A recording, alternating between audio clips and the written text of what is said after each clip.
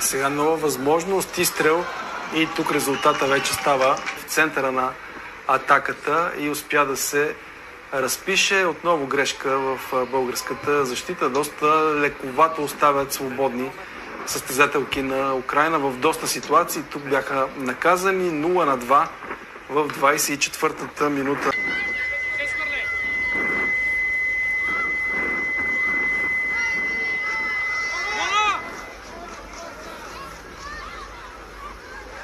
Сериозна грешка в българския тим. Дали няма да видим трети гол в тази ситуация? Изстрел и да, резултат в този матч в 85-та минута.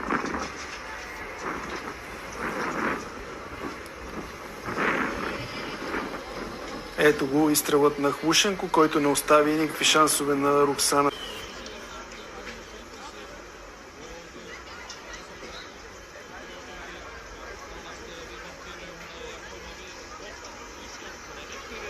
Една от последните възможности за отбора на Украйна в този матч.